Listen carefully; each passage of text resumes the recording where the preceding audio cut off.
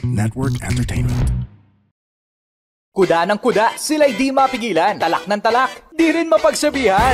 Kaya yan na, ginawa ng podcast, ang Tambalan. Hey! Tambalan na! Welcome to another episode of the Tambalan Podcast! May podcast ang Tambalan? Yes! More than 100 episode and now on our third year. Year 3 na pala ng Tambalan Podcast. So, dun sa mga naghahangad, nabilisan naman namin ng upload ba o download? Bilisan nyo yung pagbibigay ng pera sa amin. Para damihan namin yung episodes. Ano man ang tawag, upload or download, di ba? O basta, hopefully. Stream ayan, correct. Para mapunta kami sa charts, ganun. Yan tayo sinasabi nyo gusto nyo yung Tambalan Podcast pero never kami napunta sa top rating. Anyways, ayan na. Ang episode na ito ay tungkol sa mga pagbabago o changes. Anong klaseng pagbabago ba ito? Changes in my life and I'll never Ay, ako meron. Meron din akong entry. Ka? Meron akong entry. Title lang pala, Constant Change. Hello! Wala na lang pala akong entry. Umpisa na lang pala natin yung kwento ng Mahiwagang Burnay. Mula sa Mahiwagang Burnay. Ang kwento.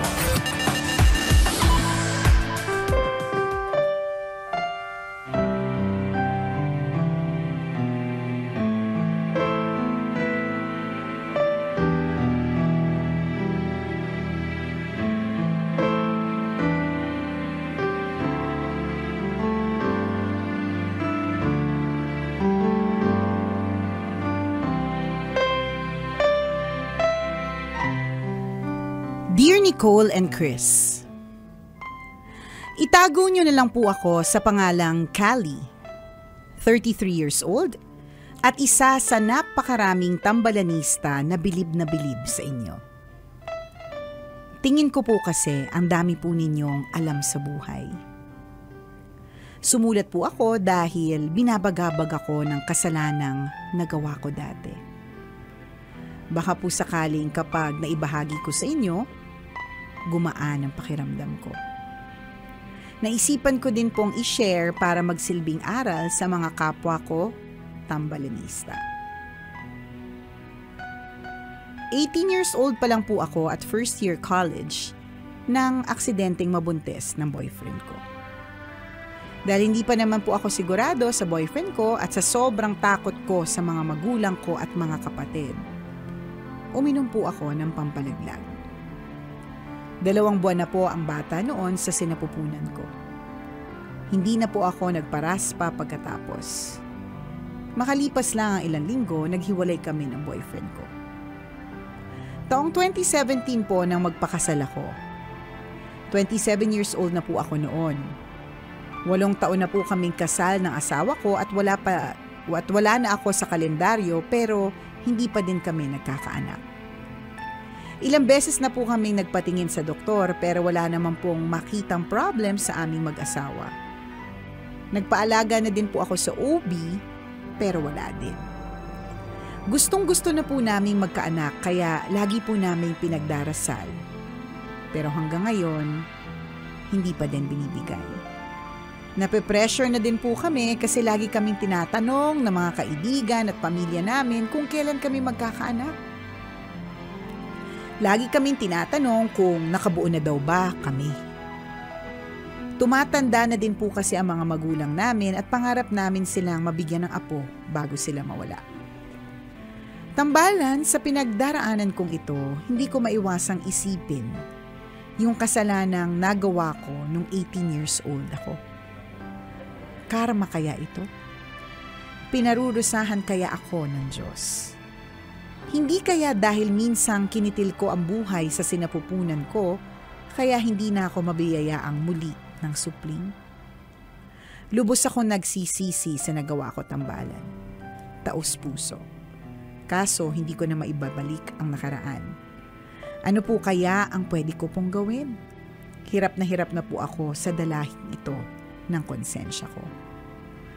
ang inyong tambalanista, Callie.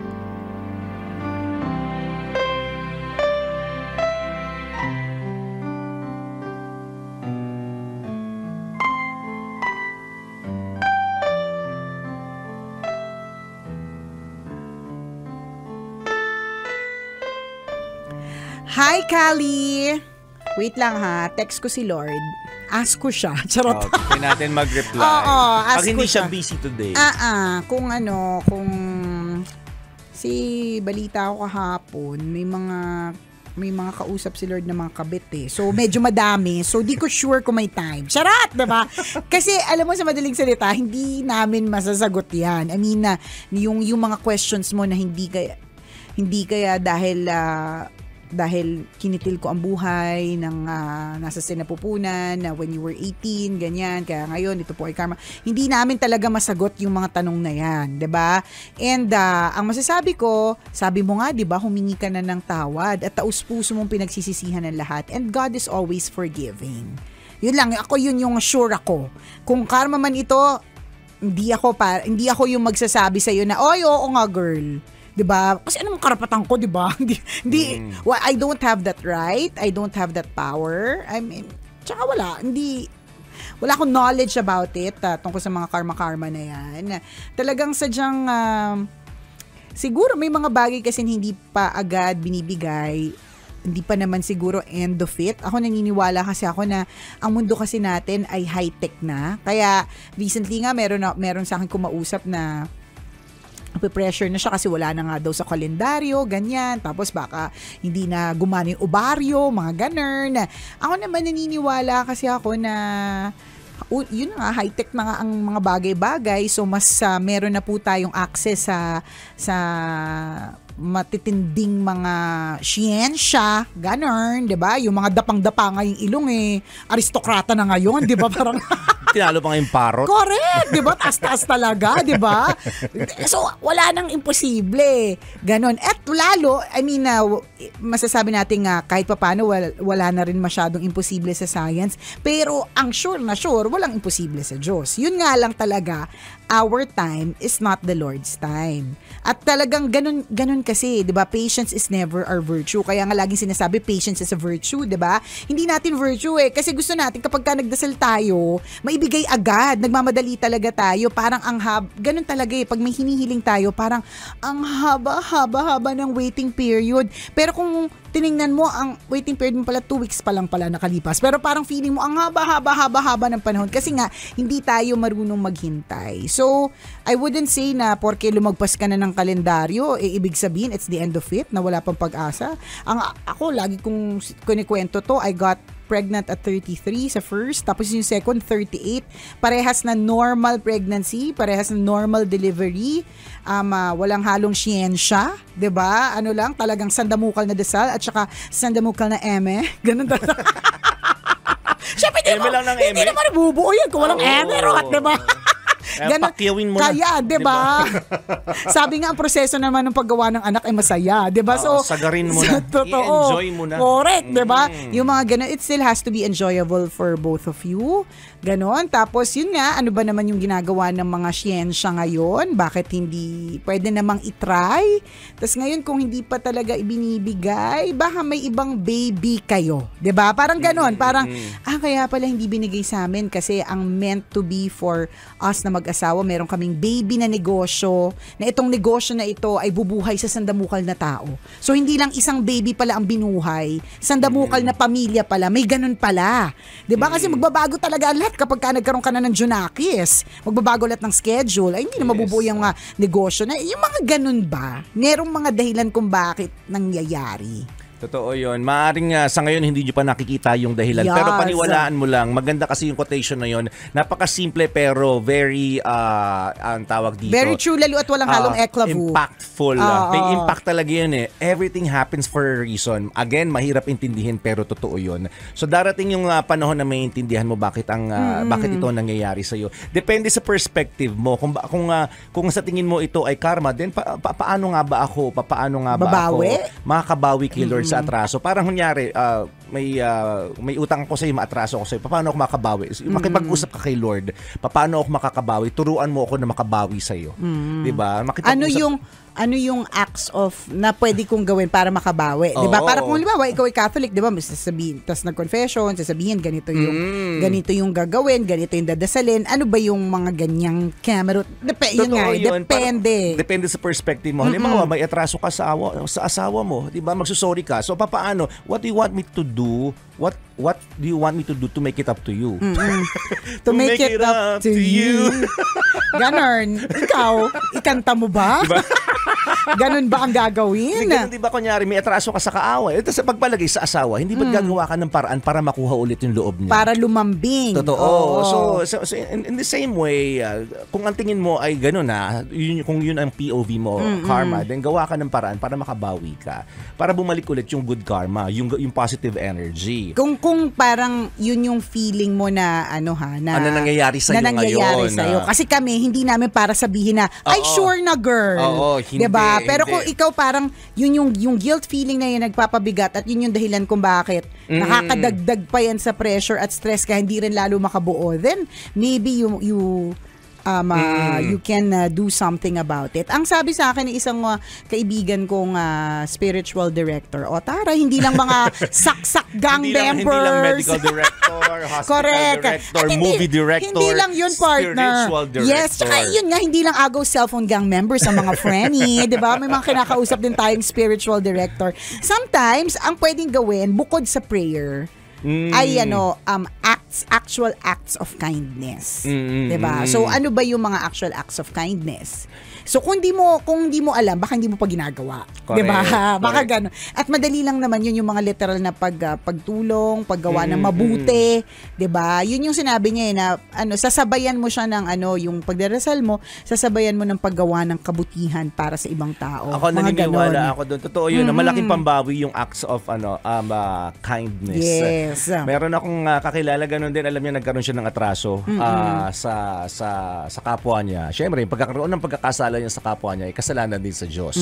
So may atraso din siya kay Lord. Yes. So sabi niya, alam ko malaki, Lord, yung nagawa ko sa taong ito.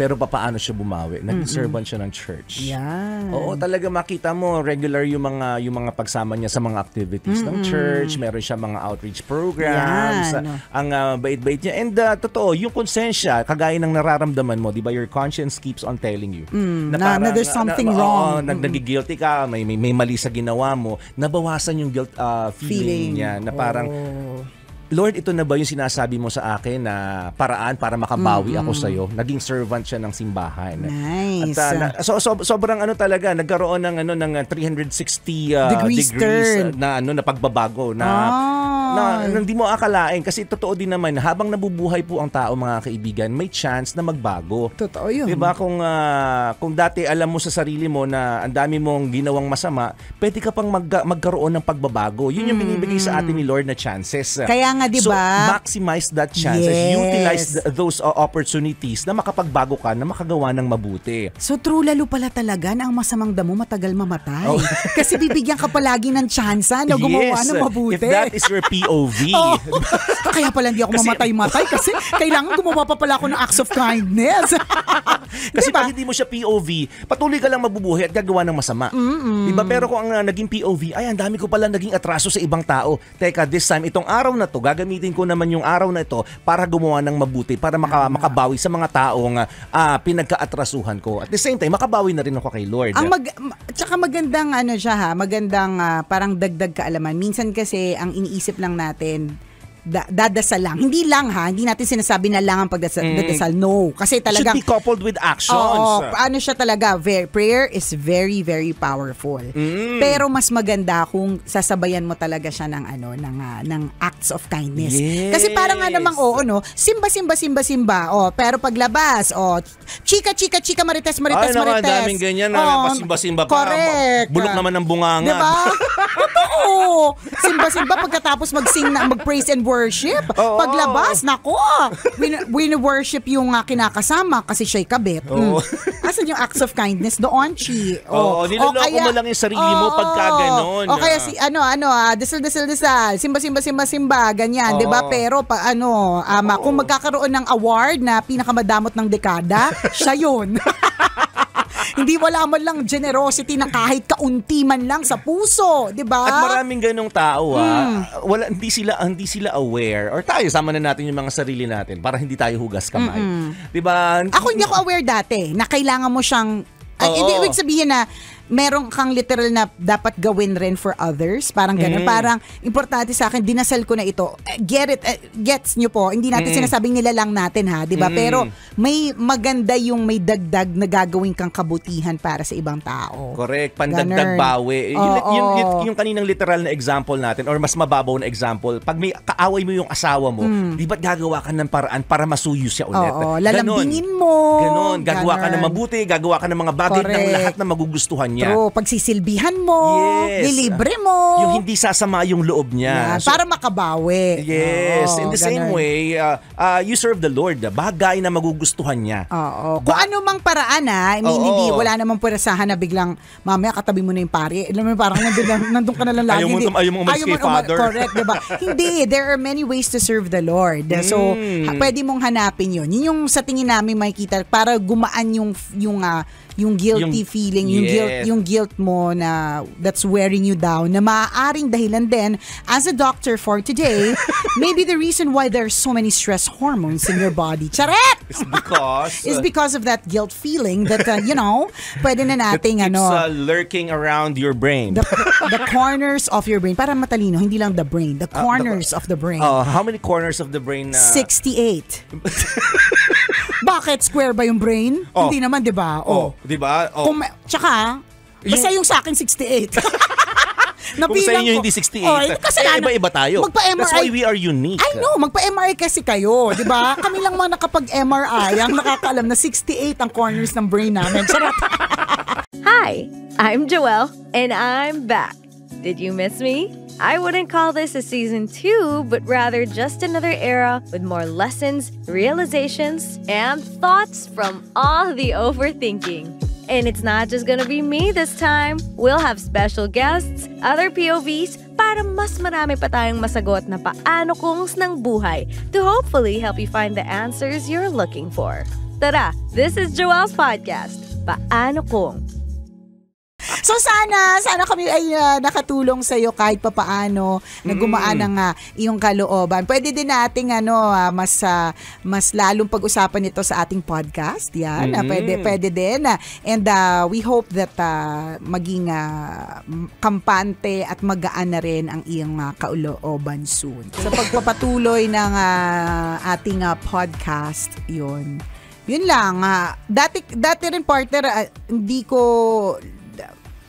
naisip na, kailangan pala parang yung pag nagdadasal ako, lalo kung meron akong pinagdadasal, meron palang kaakibat na kunyari works of charity, ganyan, or may ganun pala siyang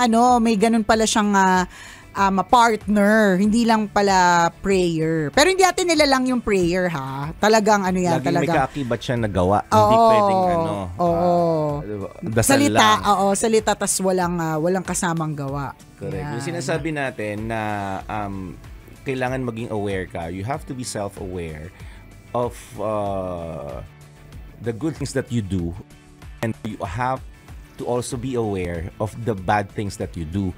Kasi minsan, akala natin, kunyari, palasimba tayo, mabait na tayo. Kino-conclude natin na porke palasimba ang isang tao, ay mabait na. Diba? Siya taong simbahan. Laman kaya ng simbahan. Ako, araw-araw nga ako nagsisimba.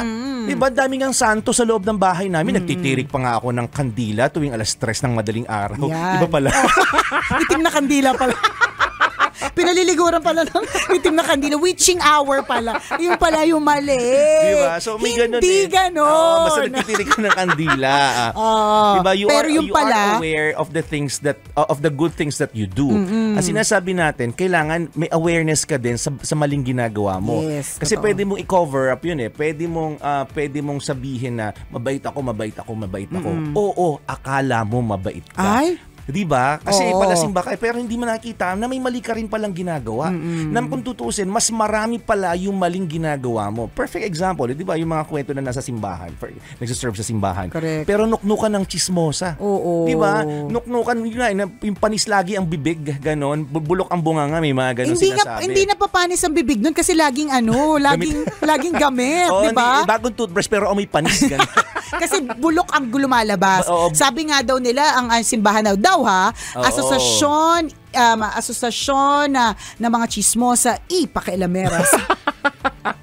Sabi Ang dami kasing ganun. Natin nilalahat ha. Hindi lahat. Kung hindi Correct. kayo yan, di wag kayo True. umalma. Kung kayo yan, hindi umalma kayo. Correct. At saka kung ang simbahan ninyo hindi asosasyon ng mga chismosa, pakialameras, hindi. Di ba? Ang sinasabi lang natin, may gano'n na taong marami. simbahan pero kung makatalak against others within the church ay wagas. Totoo. Yun kitang-kita. Meron namang iba na within the church, bait-baitan, pag lumalabas na, grabe grabe mang Manira away ng ng kapwa. correct, mang away ng enforcer, manghamak ng mga street sweeper, specific. Hindi ibig sabihin kung makapanigaw sa ibang tao, akala mo siya na ang pinaka mataas, 'di ba? Pero taong simbahan, and nagse-serve, nagdadasal araw-araw. At yun yung sinasabi natin, hindi sila aware doon. Kasi ang awareness nila ay nakafocus doon sa gawang simbahan. So, kailangan aware ka doon. Importante po yun mga kaibigan. Teka, bakit parang ganun? Taong simbahan naman ako pero parang minamalas-malas pa rin ako. Diba? Kasi nga, gumagawa ka pa rin ng masama. Mas marami pa rin yung gawang masama mo kahit sabihin nagsiserve ka sa simbahan. Correct. So, dapat kung nagsiserve ka sa simbahan, yun yung i-expand mo. You walk your talk. Yes, yun yung palawigin mo. Bawasan mo yung pagchismis, bawasan mo yung pagmumura, bawasan mo yung mga hindi maganda na ayaw ng simbahan mo o ayaw ng Diyos na pinaniniwalaan mo. Diba? So yun, kailangan maging aware ka doon. Correct. Kasi parang sumasama nga ako sa outreach program, bait-bait ko eh. Diba? Kailan yun? Every two decades? Yung ayabang-yabang mo na isang beses ka lang naman sumama. Correct. Diba? Yung lang talaga, yung nakisabit ka lang talaga tapos may picture ka lang. Dapat aware ka na hindi naman pala taus-puso yung pagsaserve ko eh. Talagang, correct. nakikeme lang ako dun sa outreach. Wala kasi ako magawa today. Or wala lang ako magawa today. So, aware ka na yes, feeling mo, bait-baitan. Yes naman, totoo, sumama ka eh. Pwede naman choice mong hindi sumama. But the fact that you joined that outreach, ibig sabihin that's good. And that's the plus point sa goodness. Kaya lang, act of kindness. It's act of kindness. Pero is the heart really for... Sumama ka nga, nag-picture ka, wala ka namang ginawa doon. True. O kaya pabigat ka pa. Nag-chismis ka nga lang din doon eh. Tama. Habang namimigay sila ng lugaw o kaya namimigay ng relief goods, nandun ka sa chinichismis mo yung isang nagbibigay ng relief goods, diba? Ay, alam mo ba, kagabi, ganyan. Sabi mo, paminta. Ang tigas ng kulagot. Ang itim pa. Naging paminta. Ang dumi pa ng ilong. Diba? So, tama. Oo, gusto ko yan, na aware ka na may ginagawa kang mabuti, pero ang tanong, aware ka rin ba na may ginagawa kang hindi mabuti? Tsaka kanina si partner mentioned something about changes, 'di ba? So, lahat ng tao binibigyan ng chance. Correct. Tsaka tingnan mo, you were young, you were careless, you were scared, 'di ba? Hindi ka humingi ng proper guidance kasi natakot ka sa mga magulang mo, 'di ba? So, nagpalaglag ka ng baby. Pero hindi naman ibig sabihin no na years later, ganun ka pa rin klase ng tao. 'Di ba? Parang ako para sa akin ang laging perfect example talaga yung kaibigan kong walwalera ng taon. Talagang nung nagwawalwal siya ng college, parang feeling mo yung kung i-judge mo siya sa sa actions niya during that time, feeling mo hindi magkakaroon ng magandang future. Feeling mo walang lalaking seryoso. Ganun yung feeling namin sa kanya na parang sobrang happy-go-lucky, sobrang here, there, everywhere yung boyfriend na parang pag inisip mo, paano kaya may magsiseryoso dito kung ganito ang POV niya tungkol sa lalaki, sa relationships, sa alak, ganun. Pero wag ka, sabi ko nga sa'yo partner, nung nagkita kami, tapos years later, naging ulirang ina, hindi matuloy-tuloy yung lakad namin kasi kailangan tapos muna yung mga anak niya sa school. So dapat summer break. Kasi siya mismo yung nag-tutor, siya mismo yung So, summer break is the only time that we get to meet. Tapos nung nag-meet na kami finally, kasama yung mga anak niya, uminom lang siya ng konti, lumaki yung paa. So, ibig sabihin, hindi na siya sanay. Samantalo na nagwawalwal siya nung araw, ang image siya talaga yung template na walang seseryoso dito or hindi siya responsableng tao, period. Ganon. Oo, parang irresponsible talaga to. Medyo wala siyang patutunguhan. Pero wag ka, siya yung pinakamaraming anak sa amin.